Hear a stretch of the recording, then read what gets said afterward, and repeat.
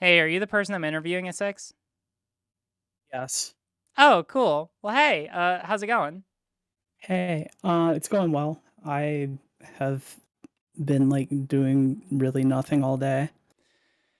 I wish I knew that feeling. I was doing a lot, but I mean, like, honestly, it's a Saturday, like, if there's ever a day to, like, not be doing a whole lot, then, like, today's probably the day for it, right?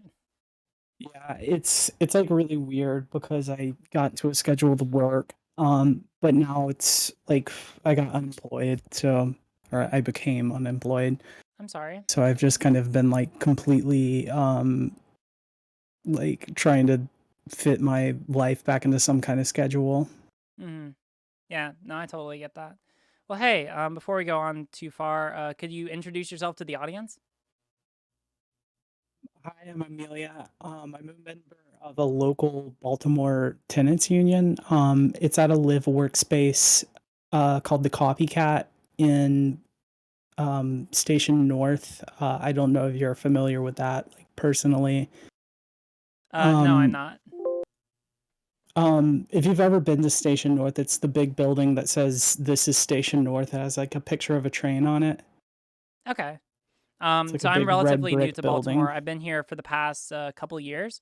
So, and unfortunately, half of that time has been in quarantine. So, I have not been able to explore a lot of those areas as much. But that's really cool. Thank you so much for coming on. I know that you reached out to me talking about some recent efforts that you were making along with the organization that you're representing. So, could you explain a little bit to the audience about what's been happening recently with your organization? Right. So we're a local tenants union, and like basically we evolved out of just trying to get people like groceries and things that they need. Um, but as the quarantine went on, it became more of an issue with like the conditions of the building and the people who own the building coming after us for like rent.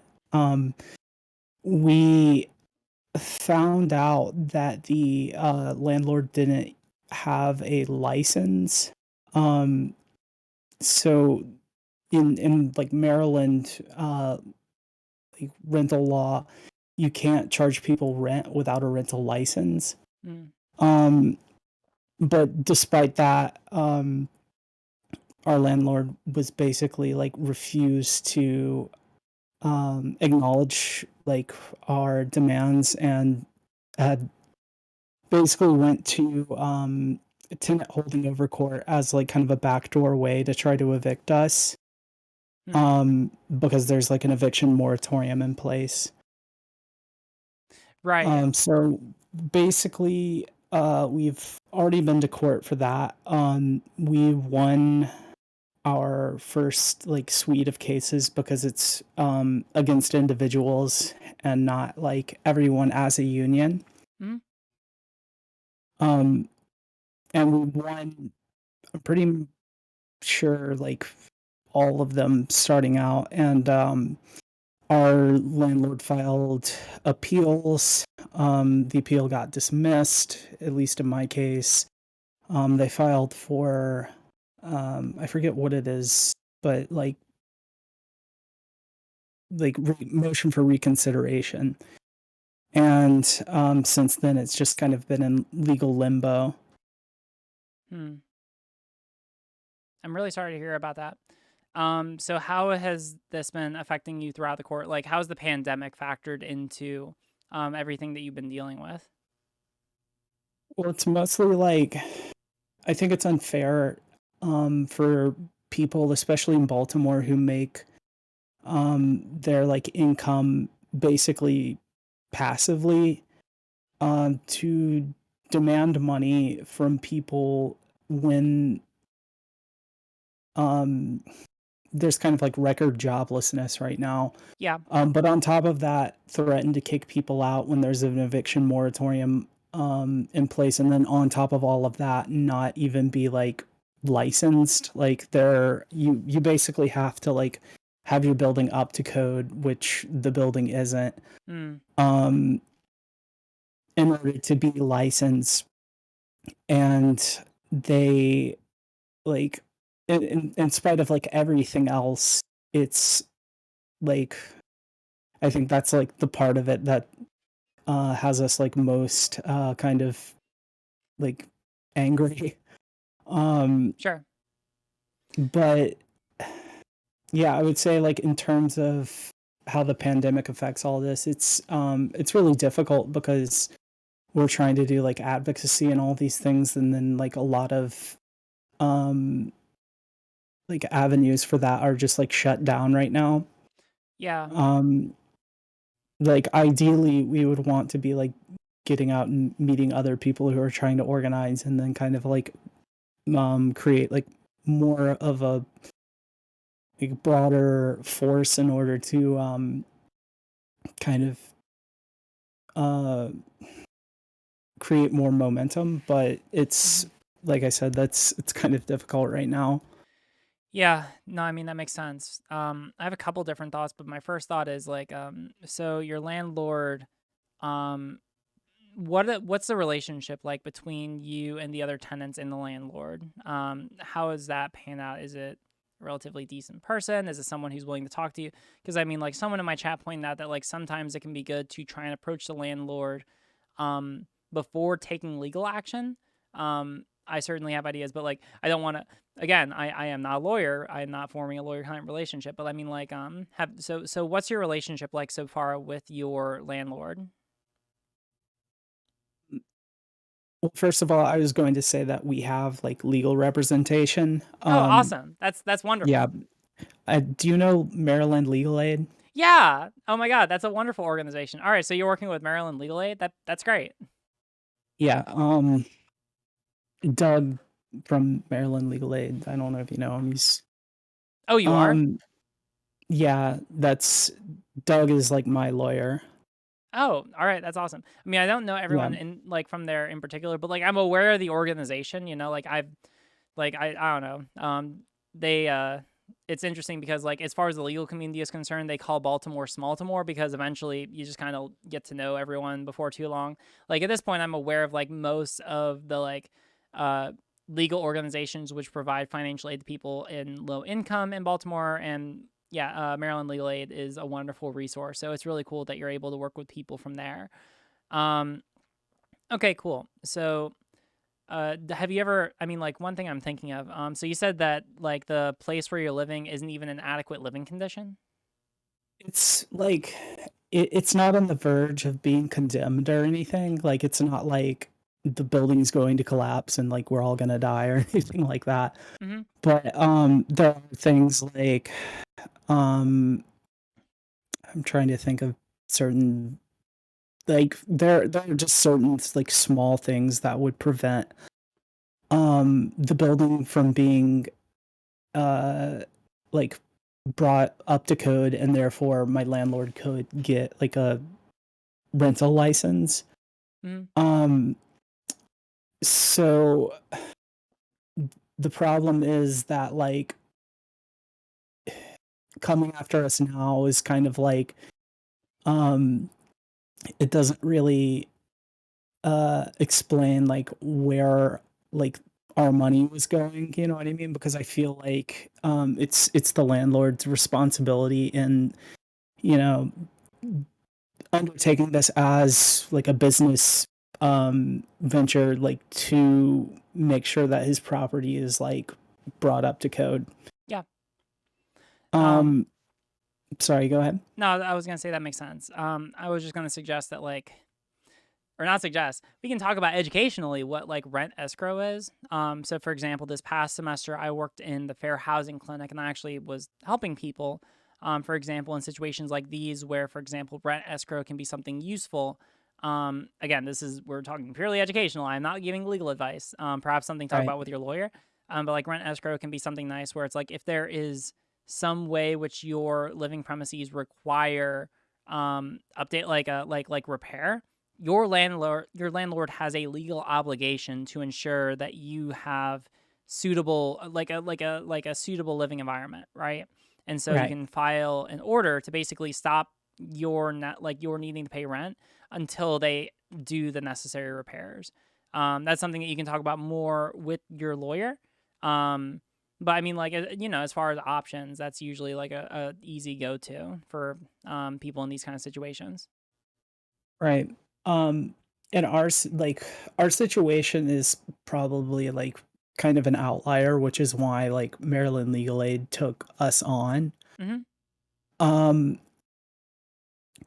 the like the primary like thing that stands out with our case is the fact that our landlord is licensed and then like still trying to go through like a back door um by charging people or not charging people sorry, trying to evict people under like the auspices of tenant holding over rather than just like regular rent court, which is suspended right now. Hmm. um and for people who are unfamiliar, tenant holding over is distinct from like regular like rent court you would be taken to if you just like didn't pay your rent. And that it's like specifically designed for people who are like living in a property after their lease expires. Hmm. Which at the time I was brought to like tenant holding over. Like I still had a good lease, and my landlord was like trying to say that like it was a month to month, which is like part of the reason why I won my first case. A month to month? Wait, what? Yeah, it's really fishy because my landlord like there's no like written lease um for like a lot of people in our building, and like a lot of it What? is just very very like sketchy. Yeah, no, it's I sent Yeah. you an article about it in from the Sun, where they covered like some other people's from my union. Um but yeah, it's like basically what they tried to do was say that like, oh, there was a verbal agreement, and like the judge basically said that because there was no there's like no evidence, and the person that I had the like verbal agreement with wasn't present there in court, it's like incredibly hard to like prove whether or not it was month to month or year to year, or that there was like a lease in the first place. So it's like all of that kind of gets ahead of what like I find kind of like most wrong about this situation. Hmm. Um is that my landlord doesn't have a license, so it's kind of like if you don't have a license to rent, then why do you have a license to write leases? And if you don't like if you don't have the ability to evict someone under those premises, then why like do you have the ability to evict someone for like tenant holding over instead? Yeah, no, that Excuse makes me. sense. One It's second. really, I mean, it's a really weird situation. Yeah, if your landlord doesn't have a license, then that is extremely concerning. Also, the fact that they don't have written down or like explicit leases for a lot of people, it's also extremely concerning because generally speaking, so leases, the way that they work out legally is that oh, it's so basically like when we're talking about the types of leases that you can have, we get into an area that relates to a concept called the numerus clausus principle, which means that every lease fits into one of several types of categories. It has to go in one box and it can only be in one box, right? And so when you get into situations where it's not clear exactly what kind it is, when you go to court, basically the question becomes trying to figure out which box it goes in. And that can go over really poorly if it doesn't if the court doesn't find that it's the kind of lease that you thought that it was, you know? Yeah.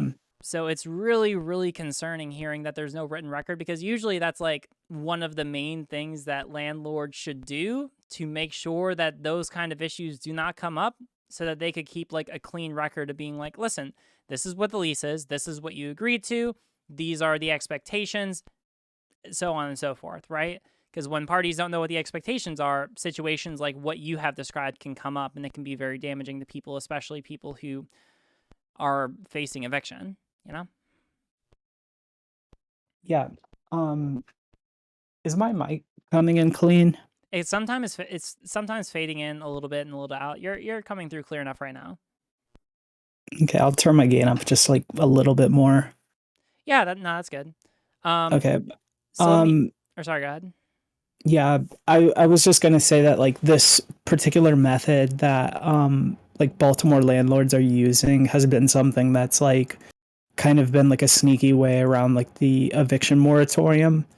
Mm, Um, I mean, I'm I don't want to like speak too biasly here. I'm obviously like engaged with these people in like court, so sure. No, I mean, like, you're um fine. I'm interested in your perspective on it. So if you have a little bit of bias, I think it's understandable. The audience can yeah, reasonably parse out the truth from bias, I think.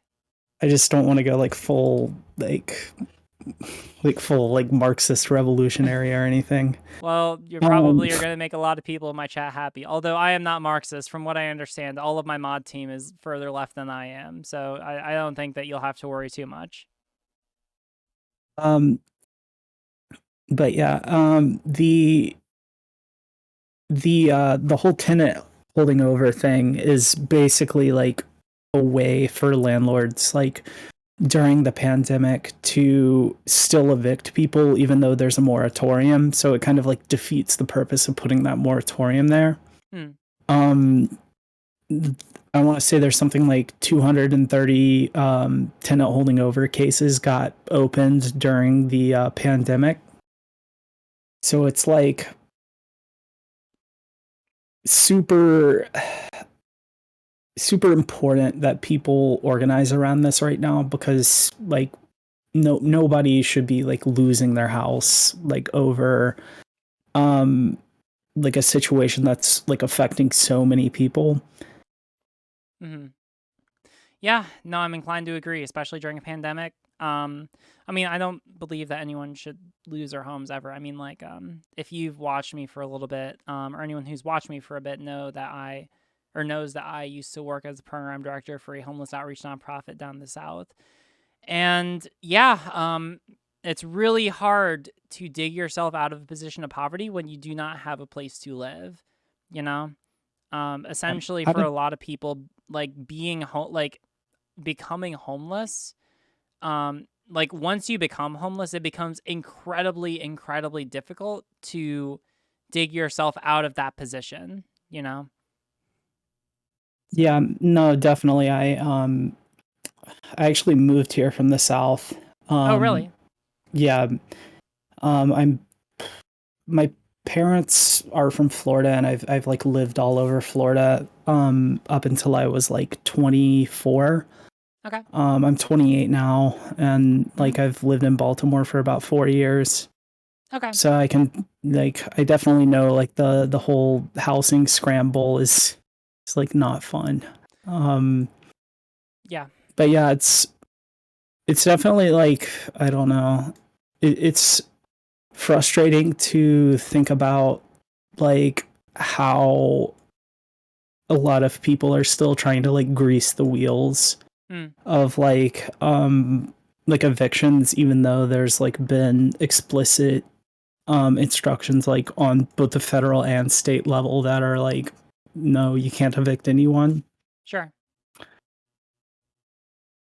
Yeah, no, it's incredibly frustrating. I know that like, and I'm not trying to steal man. I know that a lot of people who are landlords will effectively try to make the argument to the contrary that like, listen, I need to be able to make money. I need to be able to pay my mortgage. I need to be able to pay like my bills. And if I'm not able to make money from this rent, well then I need to be able to find someone else who is able to do that. Which is a really, I don't know. It's a very weird argument to me because it is essentially valuing the lives and well-beings of your tenants in a very particular and understandable situation, um, less than your own personal financial gain. Uh, it's my takeaway from it. I am also not a landlord, so I do not understand what it's like to be in that sort of position, but it is absolutely terrible that like even after being told by the state and federal government that landlords should not try to evict people, that they are continuing to try and do so. Um, Yeah, just go ahead. definitely. It's like the thing that like even speaking from like an unbiased like perspective, I think that like in an ideal situation, the government should like come in and like bail like either, you know, tenants or like people who have like mortgages, like federal mortgages out Mhm. directly, so that way you kind of like don't end up with like a 2008 like housing crisis kind of Right. situation. But yeah, I think that like you have to look at this from the situation of like avoiding like a gigantic homelessness crisis, Mhm. and the people with like the means to um keep themselves like people who own houses, you know, like it kind of like they're kind of like the lowest common denominator on all of this, because like it's kind of up to them to like not evict people. Right. No, and I get that. Um, I think that you're in a really interesting position to be able to educate people who are watching right now, because I know that there are a lot of people who watch me who are very sympathetic to a lot of people in these kind of positions. There are a lot of people who are watching me who do come from these kind of positions. But there's also a lot of people who are sympathetic who don't have to deal with it as much because they come from positions of financial security. If there was one thing that you have experienced which you think is unique to your experience that like you think can often be overlooked by other people who don't have to struggle with these kind of situations, do you know of any of those kind of experiences that you like to share? Yeah, I would say that it's definitely like a lot of people that I know work food service, and like that's just kind of like their reality. So when COVID hit, like either their hours were cut or they just like straight up lost their job. Mm-hmm. Um Yeah. so it's like really like it's like being on a house of cards, because like if one little thing like falls through like that, it's so many other things for you. Yeah. Like everything can be like pretty precarious, but like especially when it's kind of these multiple things like falling through at once, it becomes like really really hard, especially for people who are like, you know, a lot of members of our union are like trans, or they're like, you know, like people of color, working people, like people who just don't like, the reason why we organized is because like we kind of had to. Like Right. it Now, wasn't where are the really trans people in Baltimore? I mean, like, I haven't, like, I've been here for like a year. I know some people, but like, otherwise, I have not found the gays. That's completely random and unrelated. But I mean, like, I don't know. It's just something that I have noticed because otherwise, I mean, like, that's the reason I started streaming was because I was very lonely. um, yeah, yeah. So I don't know. everyone Any, is like in Station North. It's like where like literally, I wouldn't say like Baltimore has a neighborhood, but like if there is one, it's definitely like Station North. interesting. Um yeah, like I don't know. I'm kind of like a shut in too, but like I don't know. I feel like I know like a lot of people. I used to work at like a Starbucks in Station North, like on Charles Street. Sure. And like I like I've literally like met every single like person in that neighborhood. It's like weird because I'll walk to like somewhere and I'll just like run into like three people. And I just like I don't want to be seen. Oh, I'm And sorry. just any no, I'm just saying like you it's like you leave the house just to like pick something up, and then you like run into someone and you just look like trash, and you're like, oh great. I'm very familiar with that feeling. We don't have to talk too much about that. It's just like very Yeah. interesting to me because I mean, like, yeah. Anyway, um, no, but I mean, like, that makes a lot of sense. So, we're probably. I'm trying to think if there's anything else I want to touch on. If there's anything else that you really want to stress for people to be able to know, taking away from this conversation, then what would do you think that would be? If you a lot of people right now are like facing you know, potentially like being evicted, owing like back rent, that sort of thing. And if you're trying to like get organized, um, make sure you like look into like your local like rental laws. Um, and also like don't be afraid to kind of like stand up for yourself, because there's like a lot of situations like these you don't necessarily feel like you have the like authority to really kind of like stand up for yourself, especially because like things um are really unclear to like tenants. Most of like, you know, most of these things are like settled in court, and like only like 1% of tenants have like legal representation. So like don't be afraid to like reach out to like some sort of like legal aid organization in your area. Hmm. Yeah, that makes a lot of sense. Also because like from my experience, I know that like my law school offered legal services to people through the clinic who were in these kind of situations, and obviously Maryland Legal Aid is a great example. So yeah, no, I definitely agree. If you are in these kinds of positions, do not be afraid to get legal representation, because there are places which will get you legal representation that is either affordable or free and who will help you. And I think that is good to know. You know, it's not a completely dire situation, you know? Yeah. All right. Well, hey, thank you so much for coming on. Do you want to shout yourself out? Your name, pronouns, if people want to find you on social media or whatever. I don't know if you have like I always just ask at the end of conversations.